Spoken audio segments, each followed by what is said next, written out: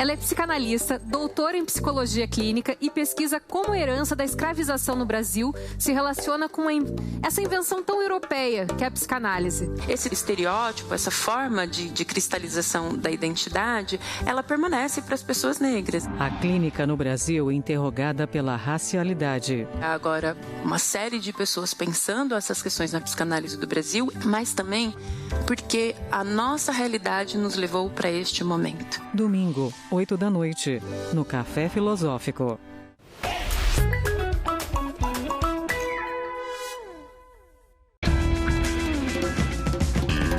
Voltamos a falar sobre a ascensão dos evangélicos no Brasil.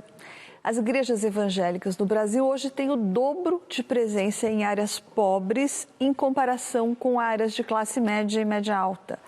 Muitas dessas igrejas, elas atuam 24 horas por dia, 7 dias por semana e funcionam muitas vezes como o primeiro balcão de atendimento social do cidadão. Eles oferecem serviços como carona emergencial para o hospital, ajuda para encontrar vagas em clínicas de reabilitação e cesta básica para desempregados. É uma espécie de rede de proteção social informal, não é, Pondé?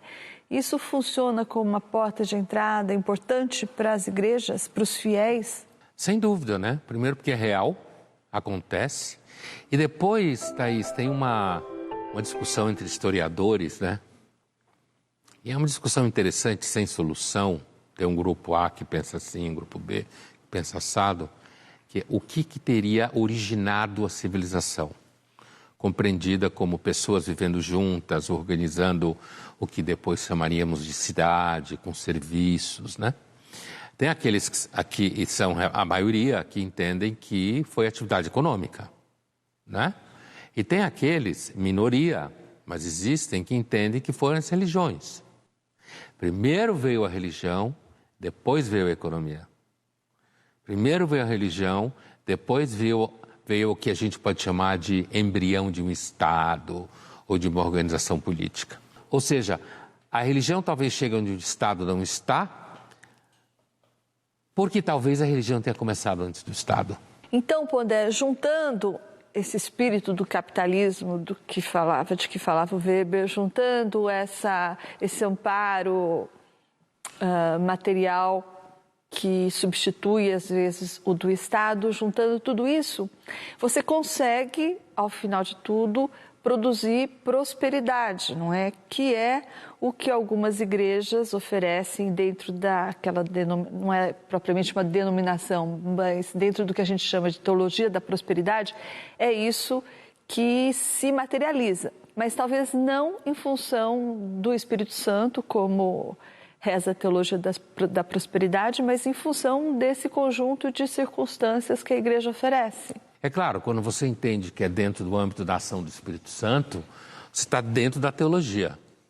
A gente está falando fora da teologia. Isso, do ponto de vista não teológico. Não, a gente está falando contra a teologia, mas a gente está usando ferramentas que são das ciências sociais, da psicologia, né, da filosofia. Então, no caso do protestantismo aqui, inclusive a teologia da prosperidade, que ficou mal falada, de certa forma, vinculada à ideia de que se você tem uma Mercedes, Jesus te ama, né? Você tem igrejas evangélicas hoje que estão fazendo, inclusive, uma autocrítica disso, né? Olha, prosperidade não significa você ter uma Mercedes.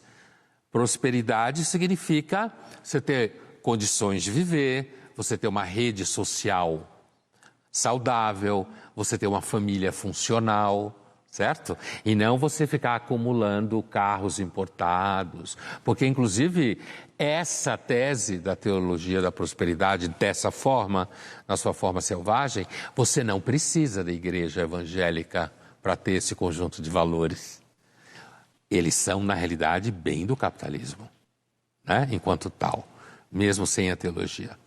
Mas, sem dúvida nenhuma, o efeito já observado, e a gente já falou aqui nisso, é que a organização da vida que o protestantismo faz, associado à agilidade empreendedora, certo? É claro, tem gente que não gosta dessa linguagem, mas abrir uma igreja de sucesso é uma atividade empreendedora de sucesso. estou querendo dizer que é falso, porque é isso. Então, essa mentalidade empreendedora na agilidade de criar um aparelho teológico, ou seja, a igreja, que vai oferecer toda essa gama de serviço, significa competência.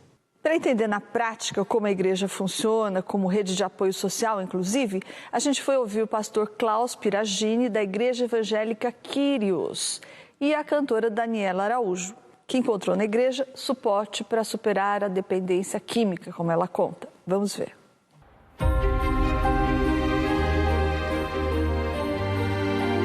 Eu não entendo que a igreja tenha a obrigação de cumprir a função do Estado.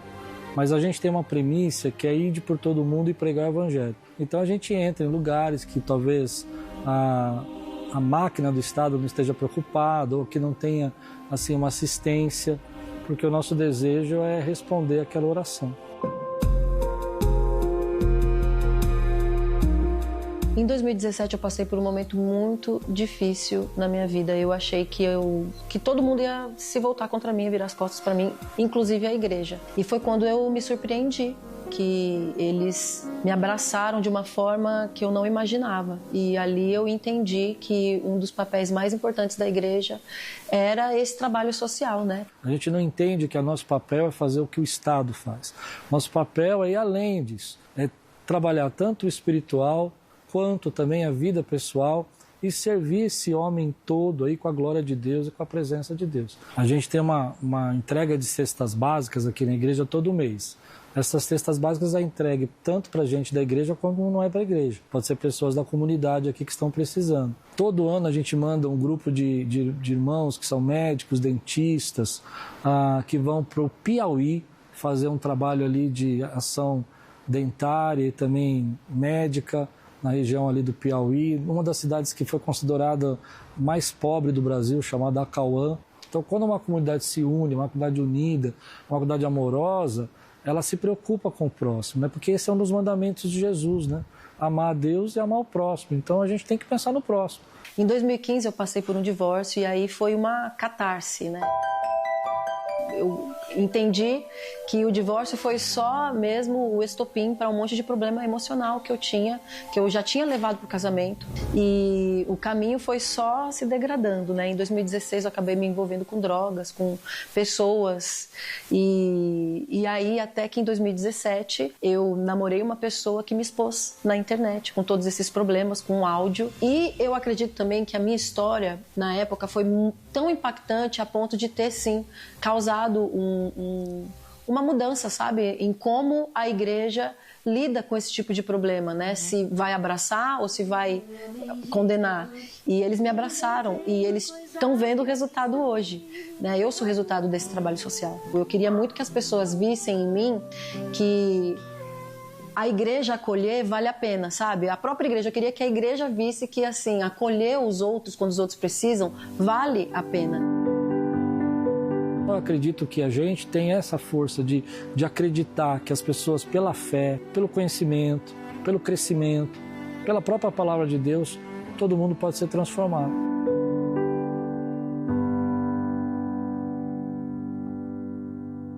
Então, você tem, entre várias coisas, duas coisas me chamam a atenção. Primeiro, ele fala duas vezes que não é função da igreja fazer o que o Estado faz, né? Mas ele acrescenta, não lembro se da primeira vez, mas da segunda ele acrescenta que a igreja tem uma missão espiritual. O Estado não tem missão espiritual. Apesar que ao longo da história, algumas pessoas acharam que o Estado poderia vir a ter missão espiritual.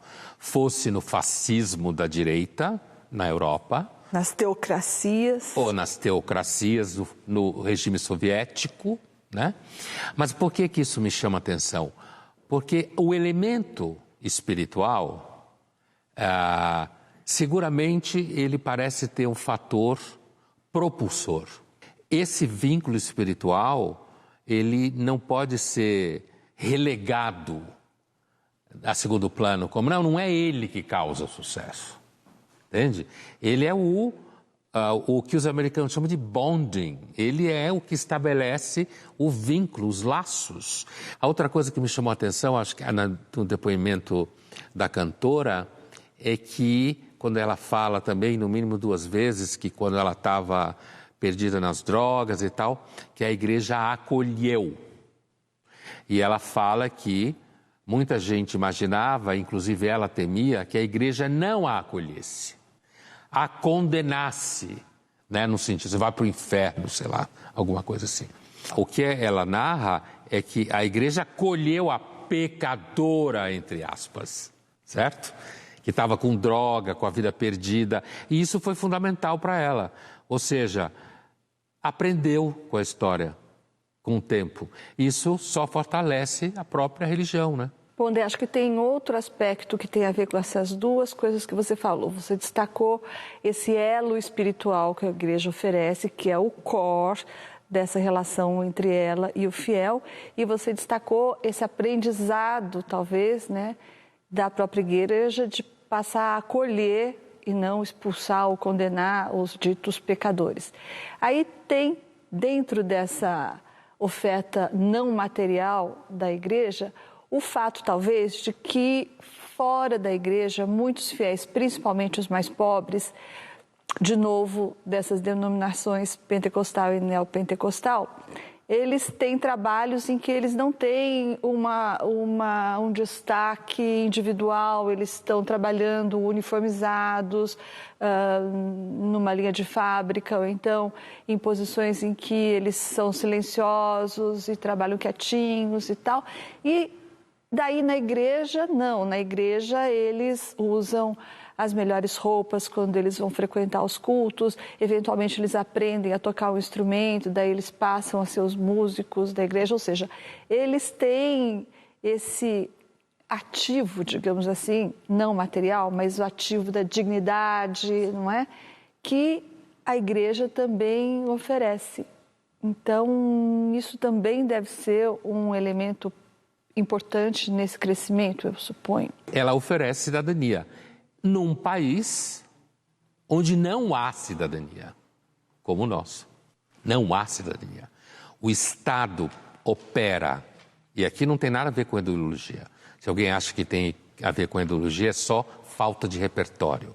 Um Estado que opera de costas para as pessoas, indiferente às pessoas, que arrecada rios de dinheiro, onde tem corrupção, não oferece quase nenhum serviço. E aí entra a igreja oferecendo, inclusive, essa condição não material da cidadania. Isso mesmo. Então, por isso que eu falava para você há pouco, eu acho que eles têm feito bem ao país. O marketing evangélico fala a língua do povo? No próximo bloco.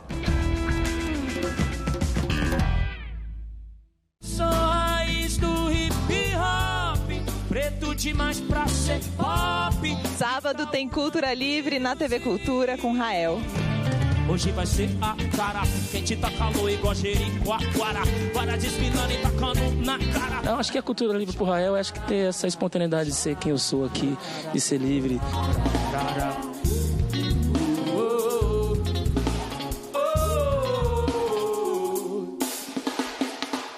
O Repórter Eco deste domingo vai mostrar o projeto do novo Parque de São Paulo a partir da recuperação do Córrego do Bexiga e de uma área verde da cidade. Conheça também os povos e comunidades tradicionais que vivem em harmonia com a natureza. E ainda a ONG Sea Shepherd promove campanha de combate à pesca industrial do krill. O crustáceo, que é a base alimentar de baleias, focas e pinguins, está ameaçado pela exploração sem controle. Repórter Eco, domingo às 6 da tarde, com reapresentação na terça-feira às 8 da noite. Não perca! Ele estabeleceu objetivos para sua carreira, baseado em princípios como consistência e coerência. Paulo Gorgulho, a arte requer responsabilidades, né? Não dizem que a arte imita a vida? Uma vida irresponsável, infortúnio certo. E é preciso também... A gente tem uma característica do nosso ofício, é a missão de sermos arautos aí essa experiência tão louca que é o ser humano, né? Todas as facetas do ser humano nessa vida doida desse mundo aí. É preciso ter responsabilidade para fazer isso direito, né? Paulo Gorgulho, domingo do Persona, com reapresentação na segunda à meia-noite.